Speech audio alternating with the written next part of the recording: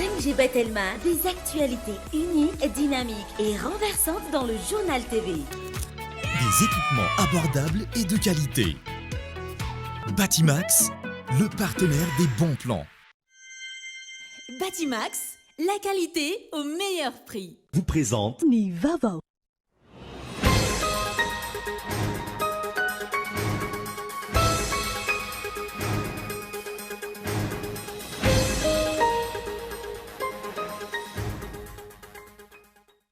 Folosy 100 miliara ariary ny trosan'ny jirama any amin'ny mpanjifa ary mahatratratra ny amin'ny 100 miliara ariary isan-taona ny vola tsy miditra ao amin'ny jirama noho ny osika sy ny halatra. Natsangana araka izany ny vondron-kery izay isahana ny fitakiana ny trosan'ny jirama sy ny itsirika ny halatra sy ny osika. Mitaky ny fisitrahana ny indemnité d'installation izay vola tokony ho azon'ny mpisotro ronono. Ankoatra ilay fitambaran'ny karama 12 volana amin'ny mpisotro ronono araka ny dinika ny totosain'izy ireo. Tsy misy intsony ny sakana sy sitrahana izany ankehitriny noho ny fandresen'izy ireo tamin'ny fitoriana fanoherana ny noty nampiaton'ny fisitrahana io indemnité io ny taona 2022. Miteraka savorivoran'ny Tomasina ny tsy fitovian'ny sarandalana tikotioka ny antoerana.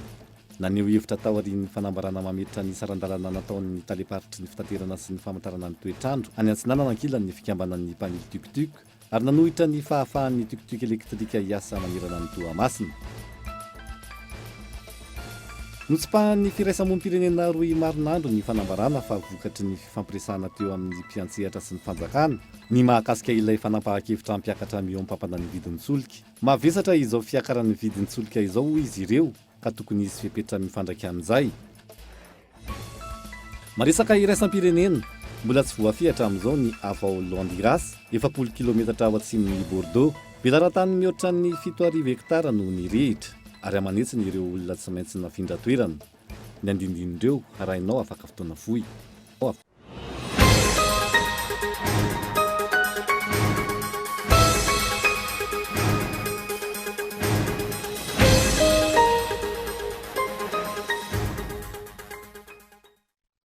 Finaritra tongo lasy tongo vavy tonga soa indray atao anaty fotoanan'ny fampalalam-baovao amin'ny fiteny malagasy amin'ity ala ity.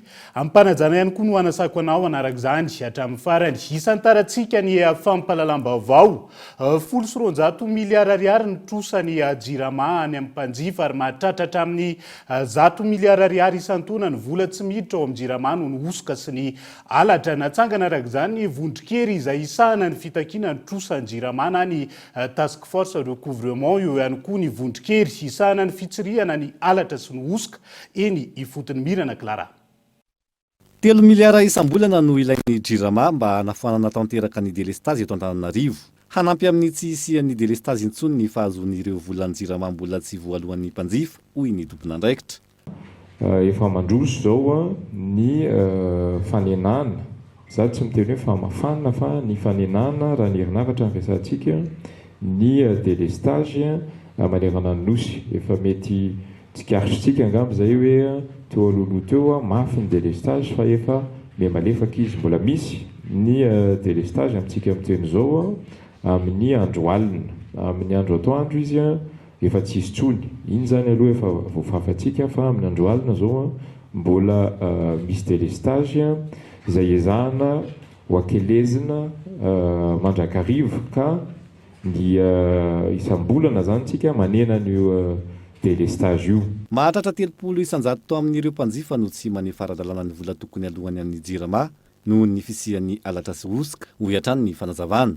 Tokantrano manodidina ny 7,200 isa no ho arahin'ny task force ratissage eo anivon'ny jirama maso akaiky noho izy ireo ahina ho manao osika sy halatra. Ankoatra izay, nitondra fanazavana ny antony tsy ahafahan'ny jirama manjifa ao amin'ny Madagasikara olona amin'izao fotoana ny tompon'andraikitra.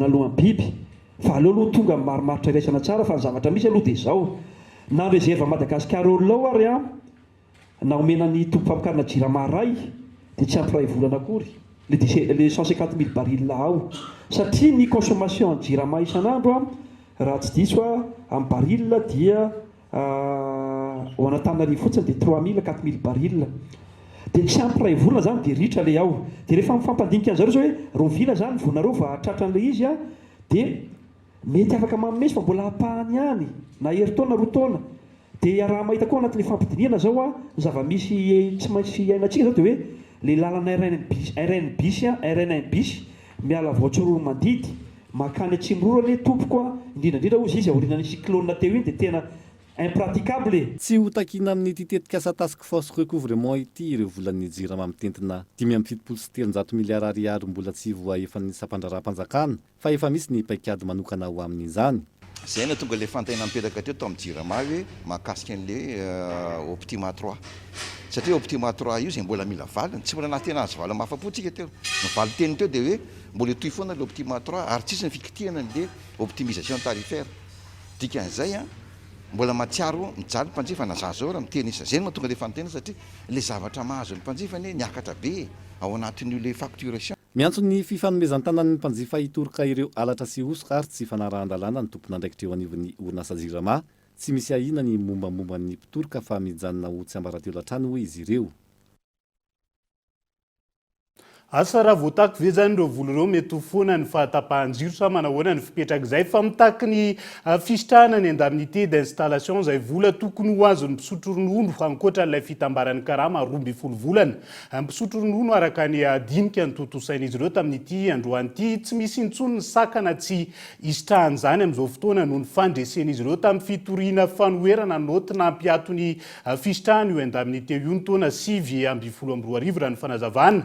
Ankoatra ny fampafantarana ny zony mpisotro ronono ihany koa iroso amin'ny dingana ho fisitrahana ny vola araka izany ireo mpisotro ronono amin'izao fotoan'izao mianta randrianay. Afaliana ho an'ireo mpisotro ronono ny fahafantarana ny fandresen'ny solontenan'izy ireo tamin'ny fitoriana ny totosaina ny taona 2024 nanohitra ilay noty nivoaka ny taona 2024 nilaza ny fiatoan'ny fanefana ny indemnité d'installation tokony hositrahan'ny mpisotro ronono. Tamin'ity taona 2024 ity no nivaly ny fitoriana. Manoloan'io, tsy manan-kery intsony ny noty nampiarina tato anatin'ny taona maro ka tsy nanefana ny volan'ny mpisotro ronono. Androany, nitaky ny fampiarana ny didy ho fisitrahana ny indemnité d'installation io ireo mpisotro ronono. Droit acquis ny indemnité d'installation miaraka amin'ilay karama isam-bolana. Ka io karama isam-bolana io a nampitomboana 12 volana. De tokony ao anatin'izay koa ilay indemnité d'installation. Zany misy rubrique mantsy izy io. Misy an'izay code zay hoe code 500, 501, 502, 53, 504, 506. Zay zany le tena vatan-karama. Fa le ambonin'izay le code sasany a dia indemnité d'installation. Ny karama ihany no meno fa ny indemnité tsy meno. De zay atao anatin'ny 20 taona tsy azo. Tamin'ny 2019 tonga teo ny flou amin'izao fotoan'izao a dia ny 5 avril 2019 nivoaka ny noty. Nivoaka le noty hoe mise en demeure suspendu. Décret nefa milaza fa tokony aloha io zavatra io. De voatery zahay zay mirahalahy nitory teny amin'ny tribunaly aty amin'ny 6 avril 2022 vao mivoaka ny didy. Nandresy zany ny fitoriana nataonay. Araka izany mitoy ny dingana fitaky ny mpisotro ronono ny fisitrahana ny indemnité d'installation natomboka tamin'ny fampahafantarana ny mpisotro ronono ny zo tokony hositrahana izay notanterahana androany izany. Ka rehefa nandresy de zao hoe tsy maintsy lazaina amin'ny be sy maro satria tsy moramora manao azy. Zay zany ny antony fivoriana androany aloha. Fa ao aorianan'ny androany de isy daholo ny zavatra ny action rehetrarehetra mety arakaraky ny tapaka ny be sy maro fa tsy ny tena ny andidy eo zao no ataontsika. Rehefa mivoaka le arrêt na le grosy dia apérana am'les demandes une régularisation zay le hoe régularisation de l'indemnité d'installation. Zany hoe dossier rehetrarehetra zay nampanamboarina hatramin'izay dia bloquena ho an'ny sasany zany de mbloqué ao anatin'ny ao amin'ny Sonaco. Ny université moa zany mbola tsy nanao fa misy ministère tetra de efa nanao de naterinao amin'ny Sonaco izy de bloqué ao. De tianao foazana amin'izay zany arak'ilay lalàna hoe amboary io zavatra io fa tokony aloha amin'izay ilay vola. Tiany didim-pitsarana milaza fa tokony aloha amin'ny fanjakana i vola io. Izay ny antony ilay fivoriana hoe iza sy iza avy tsika. Reto avy tiany dossier ameonako de alefa amin'izay iny ao anatin'ny dossier complet ara-dalàna alefa any amin'ny tompona andraikitra. Zay fantatra eto koa, zay koa zany malala mitarika koa malala hoe tena retirety ara-dalàna tatsy amin'ny ministère zao ty olona ty, zao ty olona ty. Satria ny ambadika koa tsy fantatra. voakasika izao didy izao avokoa ny mpiasam-panjakana teo aloha rehetra ka efa misotro ronono ary tsy mbola nisitraka ny indemnité d'installation. Itoy amin'ny fampahafantarana ny any amin'ny faritra rehetra ny zony mpisotro ronono ny dingana ho tanterain'izy ireto aoriana izao fampahafantarana ny toto-saina androany izao. Fakaratany miisa 3,707 sy enala sy ray hetsy nozarain'ny filohan'ny repoblika ho an'ireo komuna 13 ao amin'ny faritra Vakinakaratra ny sitraka foto-dravitra samaro ihany koa ny distrikany Mandoto toy ny birao ny sampandrarano ministeran'ny mponina ny tsena sy ny CSB2 ao Mandoto. Isan'ireo tranga mampiato ny ampianakavy sy ny afiarahamonina ny olana eo amin'ny tsy fananana taratasy mazava ananana amin'ny resaka tany. Androany nandritra ny fandalovan'ny filoham-pirenena tao amin'ny renivohitra komuna Mandoto izay nizarana karatany miisa 3,707 sy enala sy ray hetsy ho an'ireo komuna 13 ao amin'ny faritra Vakinakaratra. Isan'ny tonga tany an-toerana ihany koa ny praiministra lehiben'ny gouvernemanta sy ny mpikambana vitsy ezatariny. Tombony ho an'ireo mponina misitraka ny karatany hoy izy ireo ny fananana zo mahatompony tany azy ireo. Manomboka eto ka amporisihana ireo izay mbola tsy nanao izany ho fisorohana ny disadisa ara-tany. Akoatra ny fanolorana karatany, notokanana androany ihany koa ny trano ho an'ny abraony sampandrarano ny ministeran'ny mponina, fiahina ara-tsosialy ary ny fampivoarana ny vehivavy ao amin'ny distrikany Mandoto, sy ny tsena ary ny CSB2 ao Mandoto. Nambaran'ny bentanana voafidy fa isan'ny olana lehibe ho an'ny komuna fa zara raha mandeha ora vitsy ny herinaratra any an-toerana ary tsy ananan'izy ireo ihany koa ny toeram-pitsaboana manaraka ny fenitra izay ilain'ny vahoaka. Fa isan'ny vaovao mbola mafanatra amin'ny androany mahakasika ny famaritana ny sarandalana tao aorian'ny fiakarany Viditsolika. Zakany saram-babe-bahoaka ny fiakarany izay sarandalana izay amin'izao fotoana maro amin'izy ireo no mitaraina manoloana ny sarandalana vaovao izay nampiarina andro vitsy lasa izay sarandalana izay mbola hiakatra trany araka nambarany fikambanambe ny mpitatitra Daniela Mino Arso. Misy fiantraikany goavana amin'ny fiainana andavanandro ny mponina. Ny fiakarany sarandalana amin'ny ankapobeny manoloana izany saika ny safidy ny andeha tongotra avokoa ny ankamaroan'izy ireo ialana amin'ny mety ho fandaniana raha ny fanadidina natao tamin'ity androany ity. Mandeha be sy ny vato tanaza enjana be fiakara frais tena tsy zaka le izy raha ohatra izy tamin'le valonjato mandany anjato sy arivo fa raha mihoatra izay zany dia mety miakatra arakaraka le fiakarany eo alery toromanto le izy dia mandeha bisy ianao maraina ny arivo ianao mety mandeha tongotra kely dia manao tapadalana.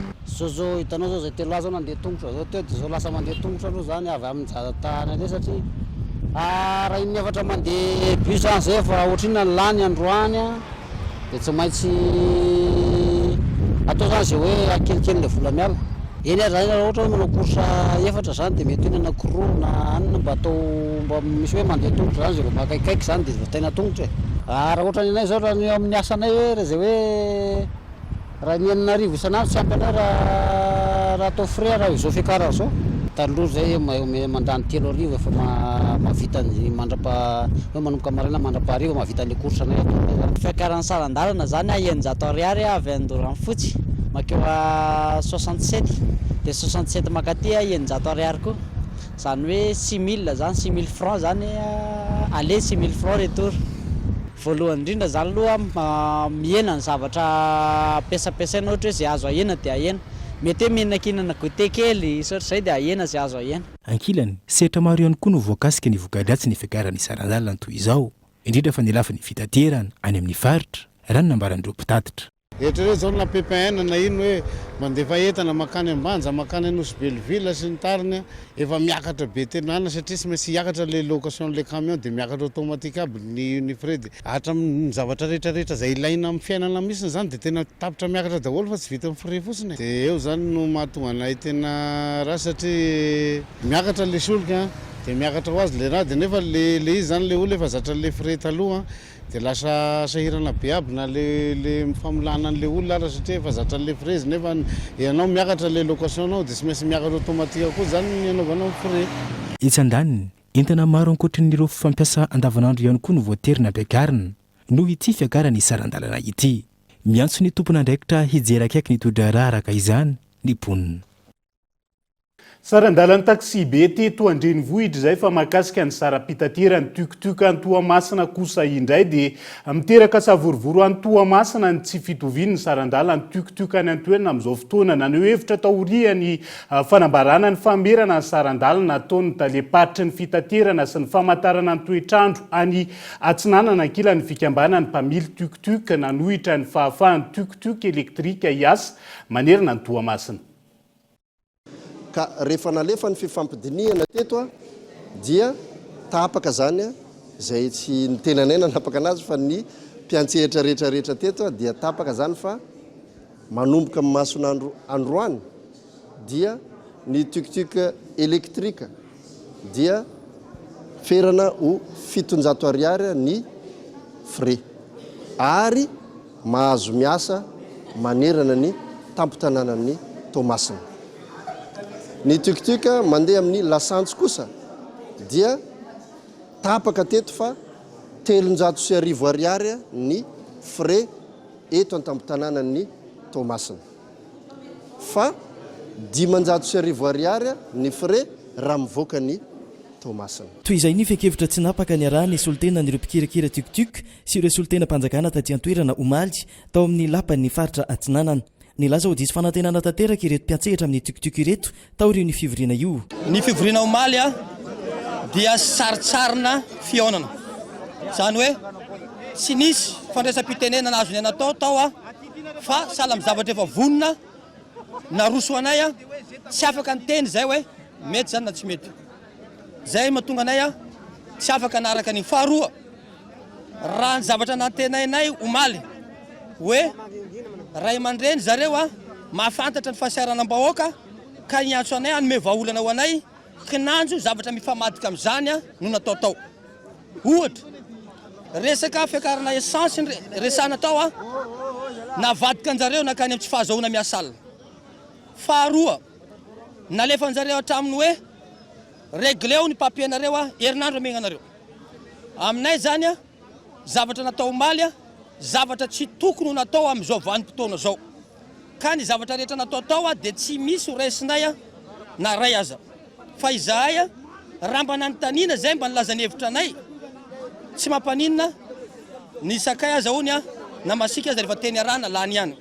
Fa rehefa poretina kosa zay dia hitanay fa tsy rary loatra zany. Raha fandinika zay moa tao amin'ny lapan'ny faritany dia nahita hoe tsy zahay mpisehatra ao anatin'le izy nanao ilay tsangatanana nandany le 6005 fa olombitsy ary tsy nieritreretinay hoe izareo ny anao tsangatanana nisy tsangatananao fa raha nisy ny fanapahanany hoe 6005 zahay rehetra reo no nanapaka fa tsy zahay vitsivitsina reo olona reo tao fa zay zany eto dia mijanona amin'ity prix ty 7005 ary tsy hoe zahay no manao an'izay fa ireo vahoaka entinay reo ary zay tsy manohatra ny tenin'ny préfet fa ireo vahoaka reo mahita nareo fa reo no malany le 7005 fa tsy ny olombitsy zay vory tao. Mitsipaka ny famelana malalaka ireo tuktuk elektrika hiasa manerana ny Toamasina ihany koa ireto mpikirakira tuktuk mandeha solika ireto. Ny parsilance ireto soferna parsilance sy soferna piaggio fianakaviana ray ihany zahay reo. Ndraindray reo mifindra atao piaggio reo mifindra parsilance zany reo. Ka noho izany misy fiarahamonina zay efa nalamina nisy hatramin'izay zay tsy misy maharatsy azy. Fa maninona ianao mpitondra zay misy amin'izao fotoana zao ndray no andrava fiarahamonina efa milamina amin'izao fotoana zay efa nisy hatramin'izay. Matoa izy voalamina anay dia ainay mandamina anazy. Rehefa tsy voalamina anay dia nateny aminareo zay nandombaravarina hoe misy zavatra tsy milamina ato. Ka noho izany miangavy anareo mpitondra fanjakana zay hoe mba avelao re zay andamina zavatra tokony alamina zay mbola vitanay ihany. Tsy tokony ho terenareo ny parsilance andeha manerana tamatavy satria antony dia tsotra ny frais tsy mitovy ary zareo fa zatra magnano ligne olona mandeha parsilance fa ny piaggio transport à la demande ny tiktika efa ny ainan'ny piaggio zany fa nenjareo fa io ligne io mazatra anjareo. Etsakilany misy ihany koa ireo mpamily tuktuk nisafidy ny sarandalana ho arivo ariary noho ny kajikajy mba tsy hisiny ny efa tsy antoka. Andinika zany ny tenanay ao anatin'le frais 7005 dia tsy misy tombony satria ny consommation anay tsy miova fa ny nombre no entinay no miaina isa. miaina nisany satria raha avy any mangarano zay mandeha any amporo mety mahita olona roa amin'ny 7005 safe zany 15000 fa nefa raha manao 5000 zay dia mety mahita olo efatra tsy ferana mety ho 10 dia miverina zay mahita telo donc zany alainay manao frais 5000 francs ny frais eto Tamataville. Amin'ny toe-javatra misy amin'izao zany sy ny fahefan'ny vidin'ny vahoaka dia tsy maninona raha atao 5000 mba ho zakan'ny vahoaka manontolo ny frais nefa apetsaka kosa ny alaviran-dalana raha ohatra anatin'ny misirky amin'ny ville izy dia ho 5000 fa raha mivoaka amin'ny ville izy mety ho 7005 mety 10000 raha hoe tanan-dava avy aty à bazary kely izy andeha daio fantany hoe 7005 frais na 10000 ohatr'izay zany izy satria efa nanoarana ny 7005 circuit amin'ny ville tsisy mandeha satria tsy zaka amponina ny izy atreto miankina amin'ny adivarotra ataon'ny mpandeha sy ny mpamily any aloha no mamaritra ny sarandalana taoriny ny fikaran'ny vidin'ny solika.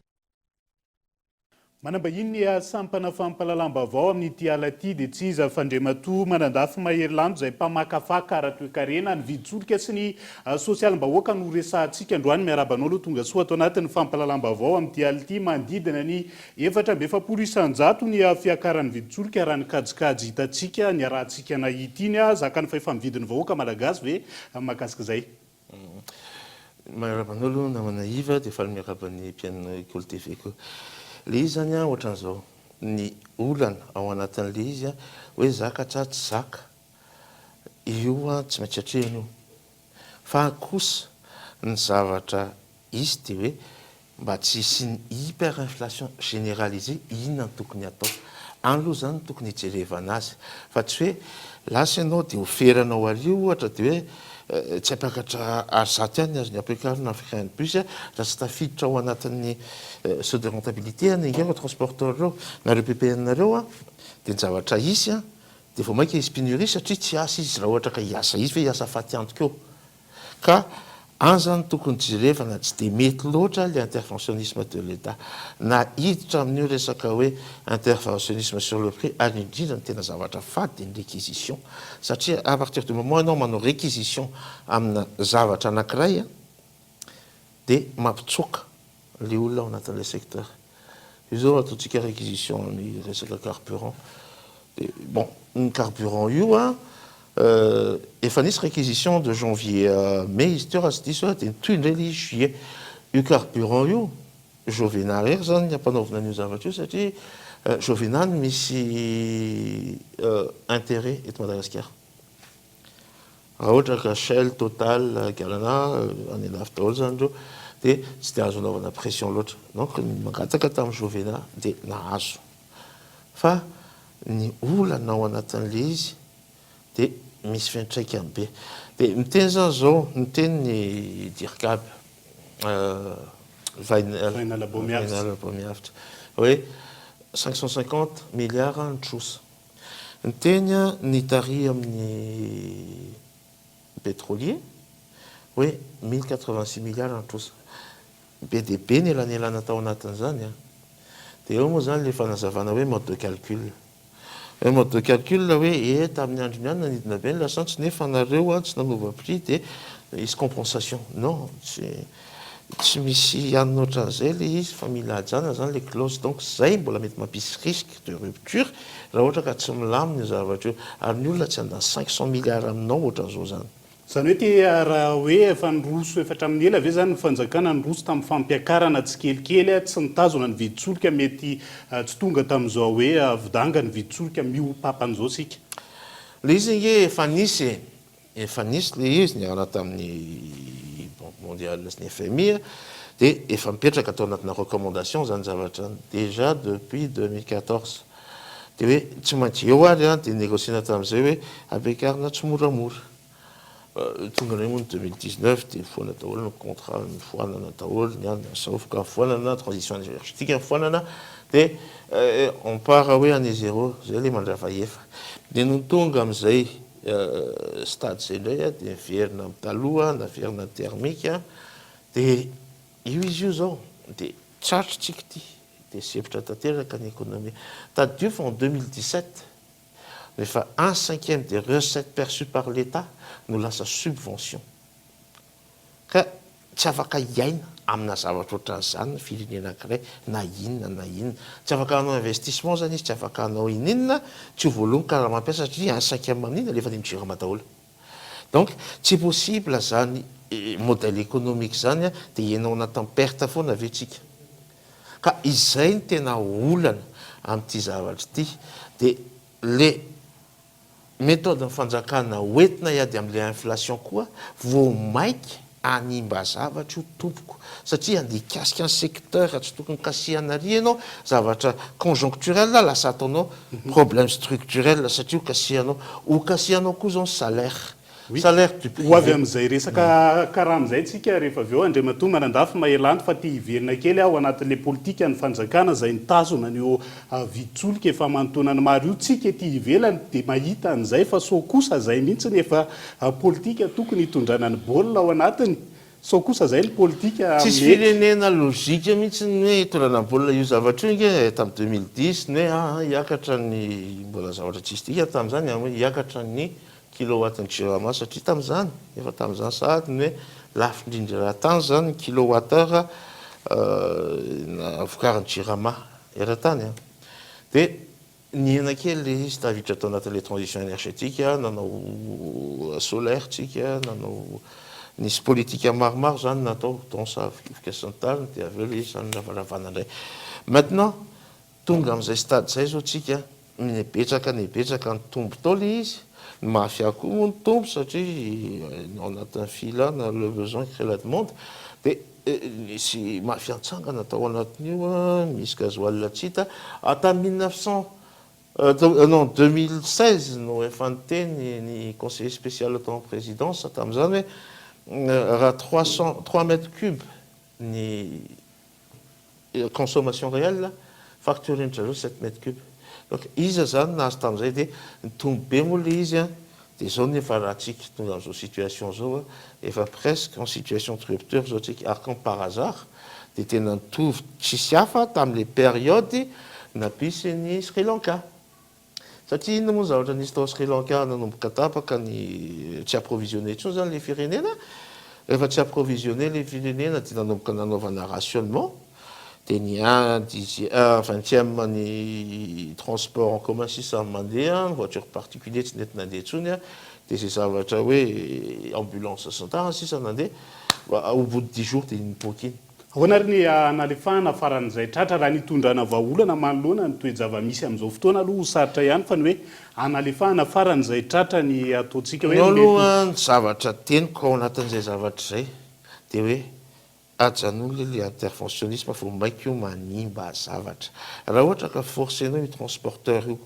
hoe io a tsy maintsy miditra perte ianao amanao hoe raha zato fotsiny azo raisinao nefa ny lasantsy nitombo ohatrina moa zany 900 ny gazoil nitombo 900 ariary tsy afaka mihitsy tsy afaka ihitsy izy a hiditra ao anatin'ny compte amin'izay dia inona zavatra atao mipetraka any an-trano izy dia vao maika micrée pénurie zany jereo voa taditio tamin'ny 1980 1984 lahatra nge ireo vahoaka malagasy ireo lahapary amin'ny telo maraina mba hoaniny androany fa tsy afaka moa hoe milahapary akory izy dia hoe tasominy dia mba hoe mba herinandro mananana réserve herinandro tsy nisy enjehan'ny lalàna tamin'izany zay manao stock na siramamy na vary na savony fa dia izay zany ny ainana tamin'izany fotoanandro zany mba tsy hiverenan'izany tsony le tompoko ary mba manimba ngely izy manimba n'le économie ajanony aloha alao izy s'autorégulé tokony mijanona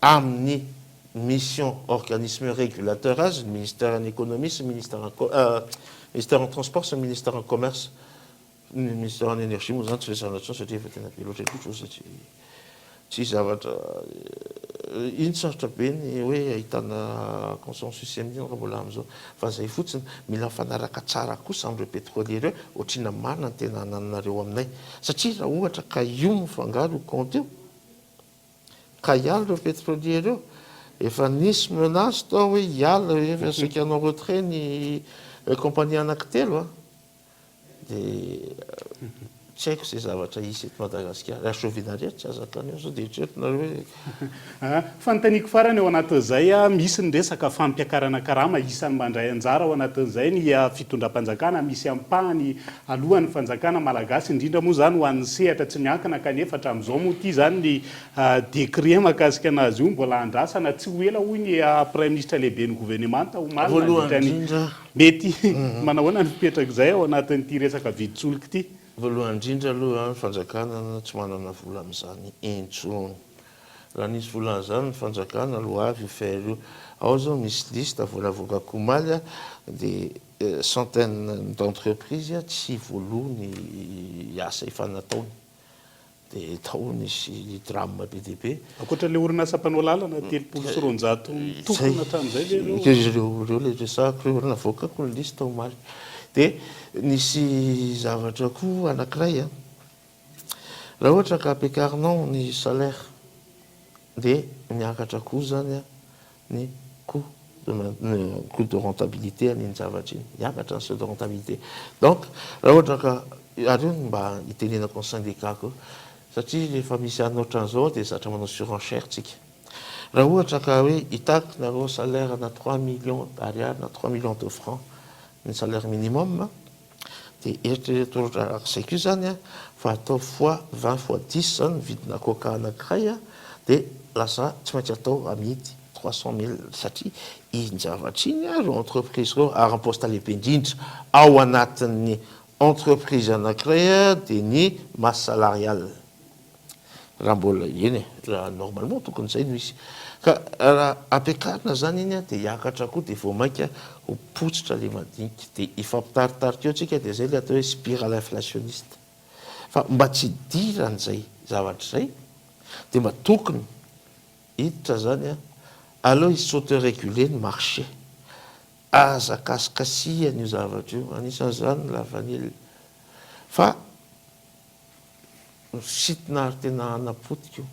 Efa resaka an'izay lavanily izay any ianao mamaivay ihany koa ny ataontsika hoe fitakiana ireo tantsaha mpambola lavanily ny sambavy any amin'izao fotoana izao nisy ny fitokonana fara tamin'ny fanakanan-dalana izay manahoana misy teny raim-bava hoentinao hoe iresahana ny zava-misy mahakasika an'izay tisehampiariana lavanily ity misy ny fameram-bidy ataon'ny fanjakana 5,7 alina $250 fob ny prix à l'export manahoana ny fahitanao an'izay.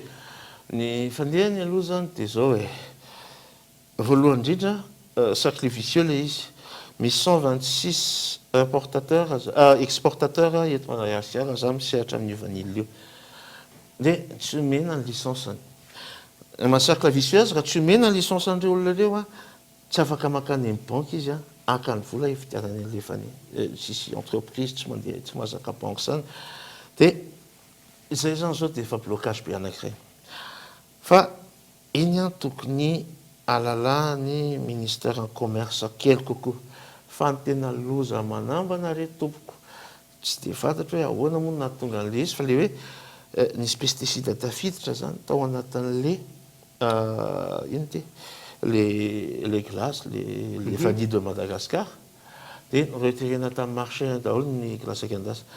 Raha ohatra ka tafiditra anatina sanction directive ny Europe tsika ao anatin'izay zavatra zay directive européenne tena sanatrian'ny vava satria raha sanction zany mety 3 ou 4 campagne mihitsy efa hitany hoe sur izy zay voaverina zay ianao voaverina le marché ka raha amin'izay mihetsika ka hanao an'izay ny Europe le plus grand marché mondial 0 ariary ny vidin'io la vanille io lasa fleur chauvasy izy. Ankasitrahana feny ianao Andriamatoa manandafy mahery lantona anaiky ny vahiny tato anatiny fampalalambavao kolo tamin'ity ala ity. Dia izay ihany koa no hoentintsika miala sasatra vetivety anaty doka fohy ny mahakasika ny fokonan-doham-pirenena izay tokony ho tanterahana ahafahana manomana ny fotoam-pividianana any amin'ny taona 2022 eo ihany koa ny fanoloran'ny gouvernemanta japonais 200 tapitrisa yen namafisana ny ady amin'ny tsy fanjarian-tsakafo nateraka ny rivo-doza sy ny ahitany any atsimo rehefa avy eo no hitondrana anao no izay.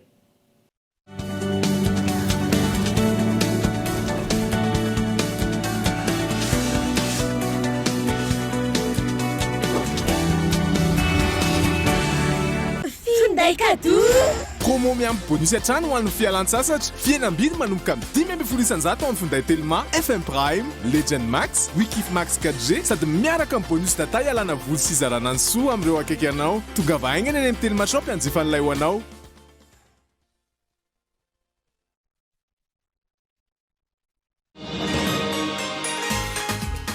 manahirana mihitsy ny manenjika sy manolo-kosy ny zaza rehefa izy mipelipelika be iny. Lasa mora sy mahafinaritra andra nefa izany hatramin'izay nampiasako ny kosy culotte Molfix izay. Rovitika, alato ary ampidiriko indray ny vaovao. Avaliko tsara ilay kosy teo aloha dia ariko avy eo. Ka mifaly ery izaho sy ireo zanako. Dia tahaka izany ny faritany hafaliana rehefa miaraka amin'ny Molfix.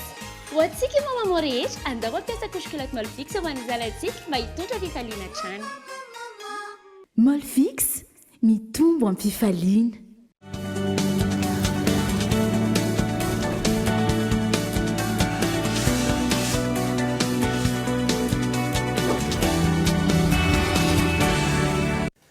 Vahiny sampana fampalalamba-baovao ihany koa amin'ity alitiny avy eo anivony 10:09 tonga eto ianao Ramatoa raha Samson Entso miarabanao tonga soa atao anatin'ny vaovaonkolo amin'ity ality misy ny hetsika izay iarahanareo amin'ny teny Madagasikara inona ny mahakasika anazy io ary roviana ihany koa no anatanterahana azy.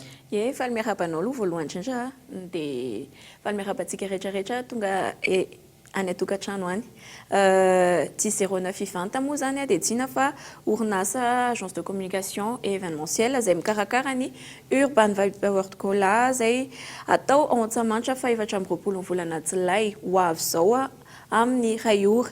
Io hetsika moa zany ma-urban azy dia manambatra ireo artiste kalaza indrindra ao amin'ny resaka mozika urbaine eto a Madagasikara ao anatin'izany Shine, Lion Hill, Mad Max, Wada Sionks, Mr Saïd, Naël ary César. Ao ihany koa ireo artiste izay vao misandratra ao anatin'ny mozika urbaine nefa tena nanamarika antsika tamin'ity taon'ity dia ao anatin'izany Rotsikalo sy FSC Musique. Inona ny tena isan'ny antony nahatonga anareo ny safidy hoe hanambatra an'ireo kalaza ao anatin'izay mozika an-tanan-dehibe izay ao anatin'ity hetsika ity? Ny tena anton'ilay izy ao anatin'izay aloha voalohany indrindra sarotra dia sarotra manambatra ireo artiste ireo anaty fety anankiray satria samy manana ny calendrier-ny samy manana ny datiny. Ao ihany koa ny resaka hoe ny lazany na eny amin'ny aina manjery zany na eny amin'ny resaka eny amin'ny réseaux sociaux ary ihany koa resaka visibilité any ry zareo amin'ny YouTube.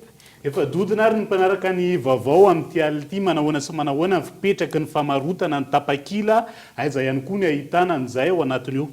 Ny resaka tapakila indray dia afaka jifaintsika eny amin'ny trankalany ticketplace.io ao anatin'ny section any Urban Vibes. Dia ao ihany koa ny point de vente machine La City, machine Ivandry, ary ihany koa machine Smart Tanjombato, ary ny machine Isoraka izay hitantsika eny ampitany Bio 33.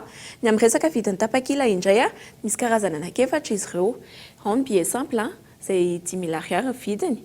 Ao ihany koa ny fan zone 15 000 ariary, ny réservation sy ny VIP indray kosa 35 000 ariary ary 50 000 ariary izay azon'ny mpanjifa hatrany ny mifidy ny toerana izay hipetrahany. Tsaratsara kokoa zany na manantona ny machine na ny ticket place. Fa ny tanana farany ary hoentinao anitanana andreo indrindra manaraka ny vaovao amin'ity ality fa io ihany koa ireo mpakafy na tsy mpakafy ihany koa raha dia entany ho avy amin'io hetsika izay karakarainareo io. Ie, manentana antsika rehetrarehetra ho tonga amin'ny Urban Vibes World Cola ao Antsamanitra fa 4 volana Jolay ho avy zao. Manomboka amin'ny ray ora ny fampisehoana fa amin'ny 12 ora dia efa misokatra vavahady. Ho an'ireo izay mety hoe tsy nahavita tapakila na hoe tsy nanam-potoana afaka tonga any nareo ny lahady maraina satria mbola misy fivarotana tapakila io fa tsaratsara tonga aloha fa sao dia lany dia lasa anjary hitantarana fa tsy mitantara. Dia saotra betsaka antsika rehetrarehetra nandray teto amin'ny plateau. Ankasitrahana feno ianao Ramatoa raha Samson Entso ny vahiny tato anatiny fampahalalam-baovao ny kolo tamin'ity alina ity. Makasitraka antsika rehetrarehetra, makasitraka anao ihany koa. Anohizantsika ny fampalalam-baovao amin'ity ala ity tonontosandroany teny amin'ny campus Telma lalao famaranana ny tournoi e-sport izay fananana taranja fanatanjahantena elektronika na jeux vidéo maro nahazo ny amboarana andritra izany. Nanamarika ny fiatomboan'ny fiaraha-miasa ny Telma sy ny Excelsior e-sport ny fifananana natao mianta randrenaivo. Ntotosain'androany famaranana ny tournoi e-sport na jeux vidéo ny ara-miasa ny Telma Madagasikara sy ny Excelsior e-sport. Miisa mahery ny 80 no nandray anjara tamin'izany, izay nitsinjara tamin'ny karazan-dalao maro ataka ny PUBG, FIFA 22 sy ny maro hafa. Eto izany dia ankizy mpilalao jeux vidéo na atao hoe gamers amina taranja maromaro amina karazana jeux maromaro dia ezanay hatrany manosika zareo sy manome vahana zareo anatin'ny sehatra ahafahany mivoatra na dia mivoaka ny Madagasikara ary. Ny antony anaovanay an'izay zavatra izay dia satria izahay dia manosika ny promotion digital, izany zavatra digital rehetra. Izy ity manko dia sport électronique, izany hoe lalaovina amin'ny finday na amin'ny alalan'ny console PS4 dia anisany manosika ny olona rehetra izahay satria ny mission anay dia hoe faire de chaque Malagasy un citoyen du monde digital, izany hoe ezahanay hatrany ny manao promotion ny digital eto Madagasikara sy eraky Afrika. Fiaraha-miasa vaovao mihitsy izy ity ary eritreretinay sy nonay fa haharitra tokoa satria mitovy ny tanjona iraisana izany ny fiaraha-miasa. Taorian'ny famaranana ny lalao, tolorana tamin'ny fomba ofisialy androany ihany koa ny loka azon'ireo nivoaka mpandresy nandritra ny tournoi. Fa ny alahady ho avy izao ihany koa no anatanteraka tsy ho antsehatra ao Antsahamanitra ny mpanakanto Princio Natitex Anjara Marcel ary Jackie Randry manomboka amin'ny 3 ora tolakandro ny fampisehoana izay aharitra 4 ora eo isy ihany koa mandritra izany ny hetsika sy ny tolotra omena ny mpankafy.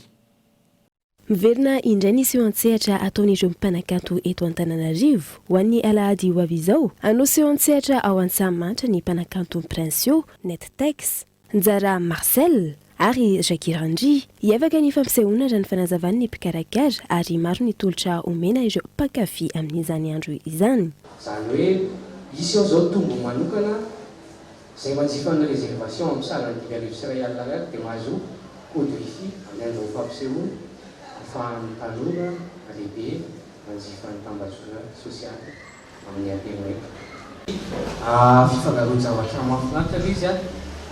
Izany hoe hotatin'ny sakafo ihany hoe mety hoe siramamy sy ny sira fangana mahafinaritra tsara. Hoe vazo miteny izany koa afaka manao iram-pitiavana, iram-pitiavana koa mety mahay vazo miteny. Ary tombony amin'ilay seho dia misy hira vaovao mihitsy natao mitondra ny hevitra ilay seho hoe dao irevy izay irahan'ny zalahy miaraka ao amin'ny fotoana. Manomboka amin'ny 2 ora tolakandro dia efa isokatra ny vavahady ary mbola afaka jefaina eny an-toerana ny billet. Hoentitra ihany koa fa ny lafin'ny filaminana. Ankoatra ny fampifalifaliana ireo mpankafy, azo tombony amin'izany ihany koa fa ireo mpanakanto tanora antony isy ny fizarana traika efa ataon'ireo mpanakanto efa kalaza. Tsy angamba samy mahafantatra daholo hoe misy artiste vao misongotra, ny Jackie Randry sy Anjara Marcel mbola tanora dia tanora tokoa. Somary efa antitrantotra iny ary ny anaran'ny zareo ndraiky.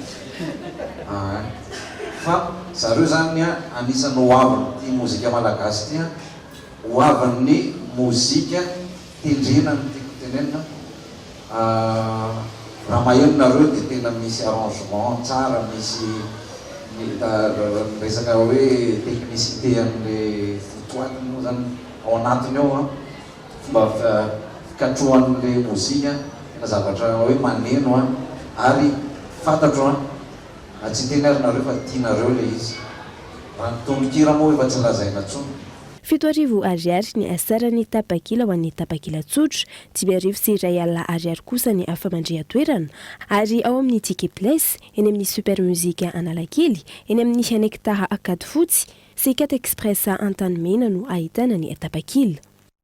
Ao anatin'izay hetsika samihafa izay hatrany dia manome fotoana ireo mpankafy azy ihany koa ao amin'ny kianja mitafin'ny Mahamasina Eric Manana ny alahady fa 7 Jolay ho avy izao amin'ny ora sasany. Ny hetsika izay tafiditra ao anatin'ny fankalazany ny fa 5 taona ny akarany antsehatra eo ihany koa ny feo gasy izay mankalaza ny fa 5 taona ny akarany antsehatra ihany koa.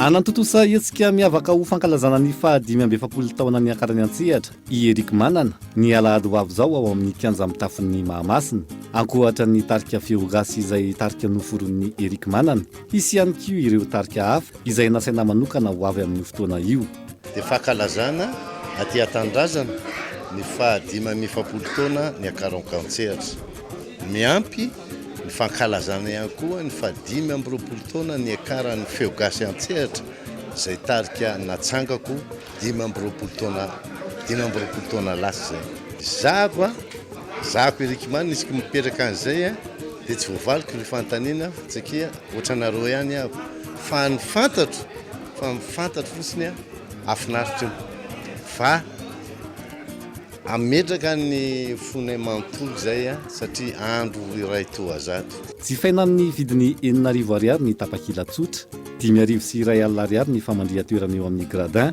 ary 3,000 ariary kosa ny famandria toerana gold ankohatra ny tapakila VIP mbola misy ireo tapakila hafa izay azo jifaina amin'ny andron'ny fampisehoana eny an-toerana sy ny eny amin'ny ireto toerana manaraka ireto ny hekitarankady tapaka masin'ny lasity vandry sy akordigy ary eny amin'ny smart tanjomato sy soraka alvisa ianao lesy ary fifaliana be hoanay manao an'le concert satria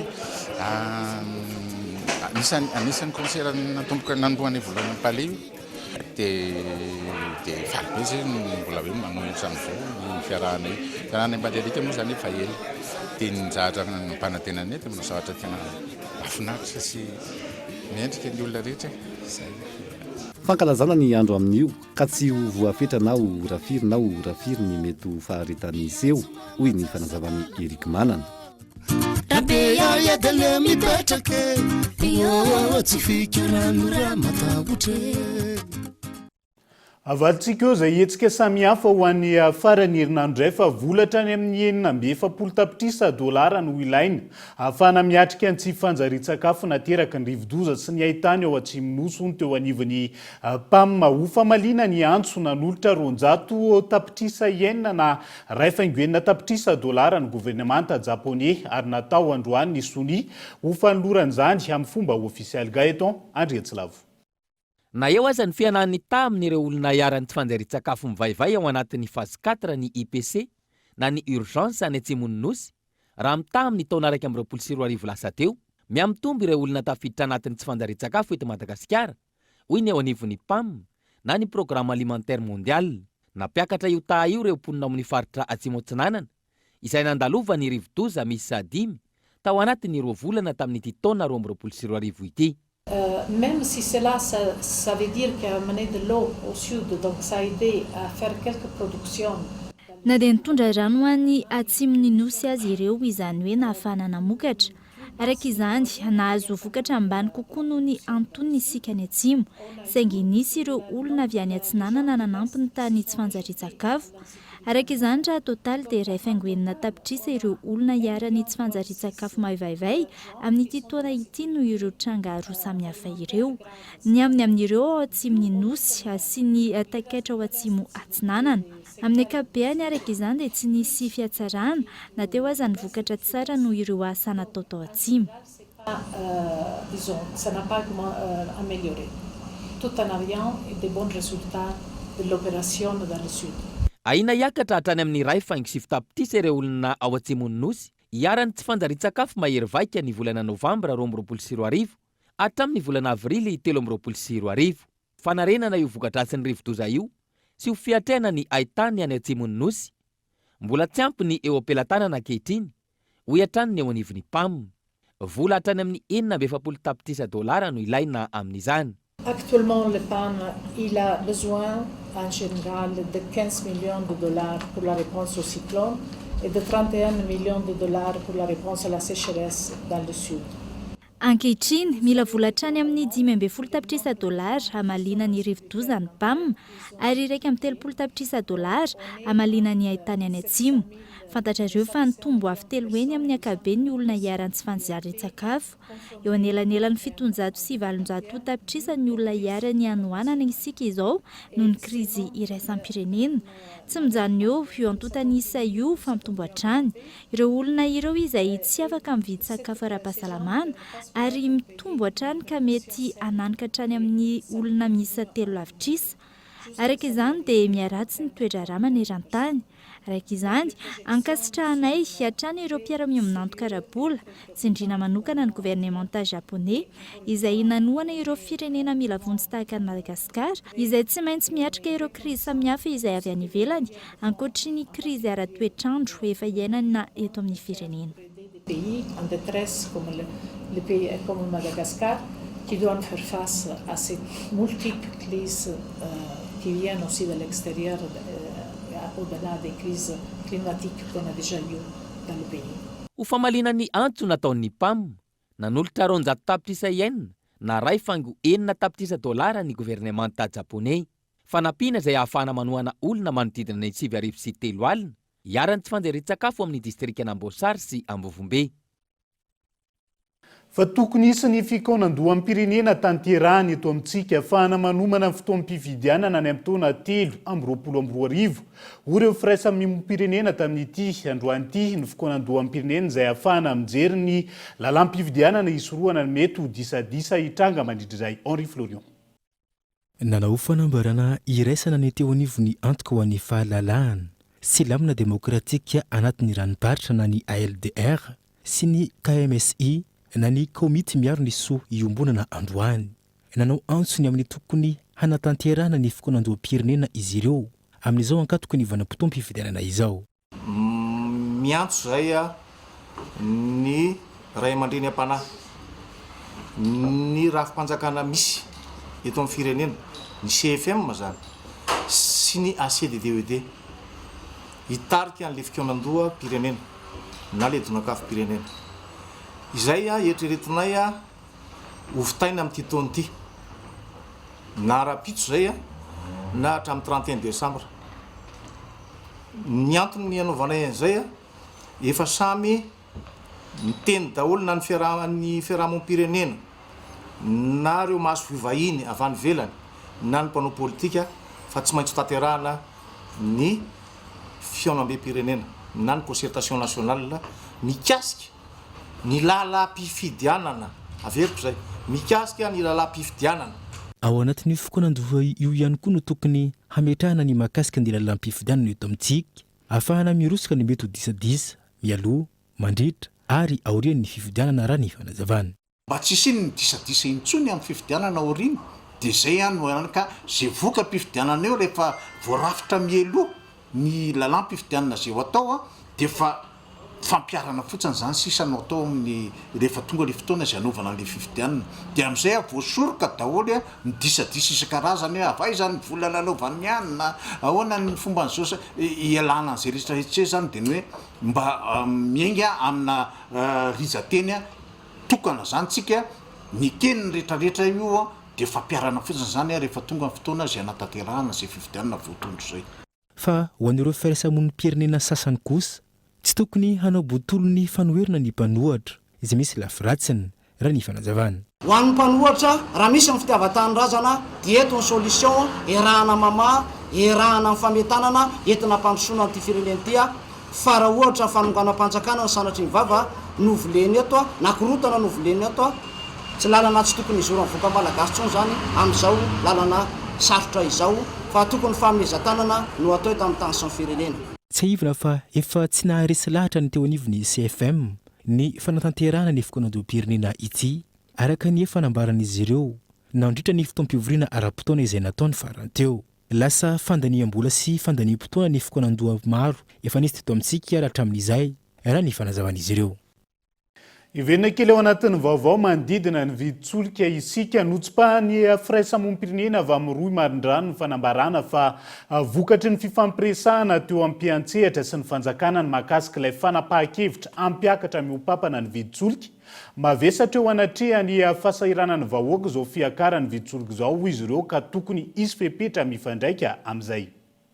fanapahan-kevitra tsy ampy fifanakalozana sy tsy voahevitra tsara ary tsy mitsinjo velively ny fahasarotam-piainan'ny malagasy izay efa ao anatin'ny fahantranan-dalina amin'izao fotoana izao. Ny fanapahan-kevitra no raisin'ny fanjakana taorian'ny fampidinina manokana niaraka tamin'ireo mpandraharaha momba ny solika ho ny firaisamonim-pirenena avy amin'ny roy tao anatin'ny fanambarana izay nataon'izy ireo. Notakian'izy ireo avy hatrany ny hanaovana politika pitsitsina eo amin'ny fandaniana izay ataon'ny fitondrana. Tsy tokony ny vahoaka efa sahirana irery ihany no hiafy sy hibaby ny vokatry ny fitavozavozana tamin'ny fanapahan-kevitra sy ny fitantanana tsy naomby raha ny fanazavan'izy ireo. Na izany aza dia heverinay fa tsara nisy ny fifanakaloza-kevitra satria nisy ireo petsetra afaka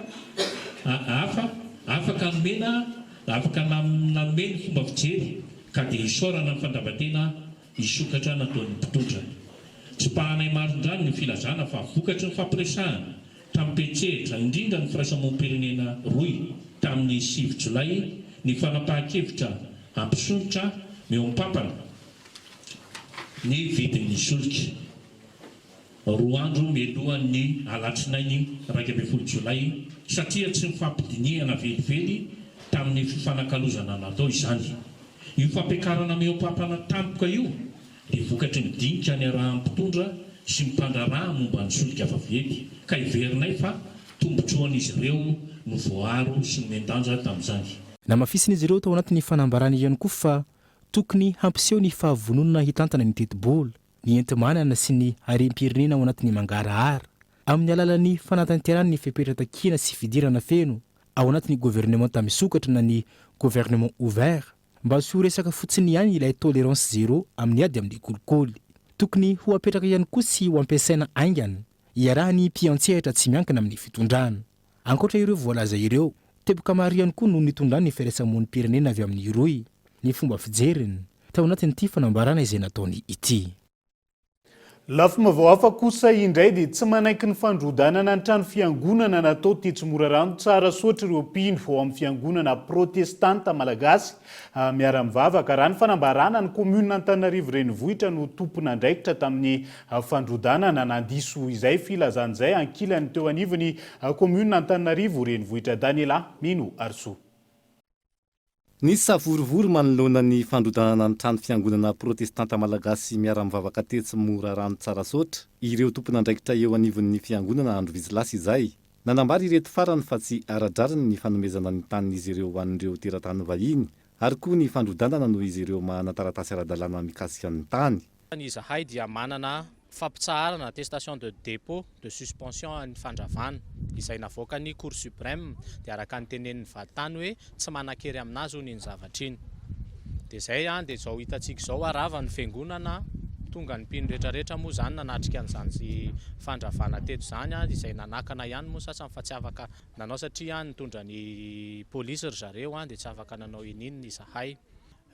Izahay aloha manana taratasy ara-dalàna ny acte de vente sy ny rehetrarehetra momba ny tany fa ny ao anatin'ny resaka fahataraiky ny resaka homologation no nahatonga le izy zany mbola somary taray kely no isoratany amin'ny anaranay. Ankilany tsy tomponantoka tamin'ny fandravana io trano fiangonana io ny avy eo anivon'ny komuna Antananarivo renivohitra. Ny manara-maso ny fanorenana no ataon'izy ireo raha ny nambaran'ny mpitondra tenin'ny ben'ny tanàna Antananarivo renivohitra androany. Ny vaovao marina tompoko dia tsy ny komuna Antananarivo renivohitra mihitsy no namoaka izany lalàna na didy ahafahana mandrodana izany. Ny andraikitry ny komuna Antananarivo renivohitra dia milaza fa misy ny fanorenana tsy ara-dalàna ary satria eto Antananarivo dia maro ireo rafitra ao anatin'izany ny fitsarana ihany koa dia mamoaka didy mba hanomezana ny rariny amin'ny tompotany ahafahana misitraka ny lalàna sy ny zoa izay misy azy. Noho izany zany dia ny fitsarana nanao an'izay ary ny particulier na ny olon-tsotra samy olon-tsotra no manao ny adi-tany fa tsy tafiditra ao anatiny ny komuna Antananarivo renivohitra. Mijery akaiky ireo fanorenana tsy ara-dalàna manerana Antananarivo renivohitra ihany koa ireo tompon'andraikitra raha ny fanazavana. Notontosaina omaly ny valandresaka ny arahan'ny mpitondra tenin'ny ben'ny tanàna nanomezana fanampanazavana mikasika ireo resaka miely amin'ny asan'ny komuna Antananarivo renivohitra. maresaka iraisan'ny pirenena kosa indray tsy mbola voafehitra amin'izao ny afo Honduras 700 kilometatra ho atsimon'i Bordeaux. Velaran-tany mihoatra ny 7,000 hektara no nirehitra ary amanetsin'ireo olona tsy maintsy nafindra toerany. Les flammes ne leur laissent aucun répit, y compris la nuit. Andro manalina tsy mitsahatra mamono afo ireo samy mpanampamonjy voina. Misy 700 ireo mpamonjy voina manao io famonoana afo io. Tsy maintsy atao ny fehezana ny afo, tsy hitarany ny fahavoazana. Ny lara-pahamehana dia ny fiarovana ireo toeram-ponenany. Tsy lavitra kory anefa, tsy nisy azo natao intsony. Trano misy saroa, ny ampy restaurant iray no kilan'ny afo. Mandritra ireo, tsy maintsy arindra avokoa ny asa rehetra sy ny famindrana toerana ireo mponina izay mbola ao an-tranony. Ny maraina teo, mbola nahitana setroka ireo toeram-ponenana may. Tsy nisy azo noraisina intsony ary goavana ny fahavoazana. Mbola tsy voafehy ny afo ary mitatra hatrany. Miaratsy ny toetra rà ho an'ireo sampana mpamonjy voina. Ao Honduras misy ny afo faharoa, amam-polony ireo mponina nafindra toerana napetraka amin'ny efitranon'ny komuna. Ny foazina alina ny akamaroan'izy ireo ka nasaina ny ala ny toeram-ponenany avy hatrany. Manodidina ny 707 hektara no efa kilan'ny afo ho an'ireo toerana roa ary misy 1000 ireo mpamonjy voina nahetsika. Mais dans le département, 1000 pompiers restent mobilisés. Dia izay ihany koa no mamanina ny fampahalalam-baovao tamin'ity ala ity ankasitrahana hatrany ianao nanaraka izany hatramin'ny farany mandra-pitafa ho amin'ny rapitso indray ary tombo kilasy tongo vavy veloma tompoko.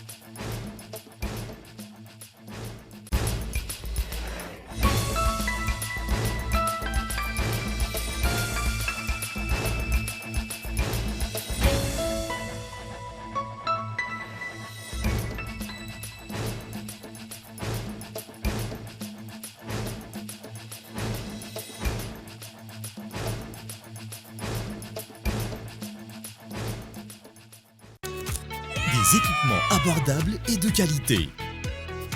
Batimax, le partenaire des bons plans. Batimax, la qualité au meilleur prix. Vous a présenté Nivavo. 5G Batelma, des actualités unies, dynamiques et renversantes dans le journal TV.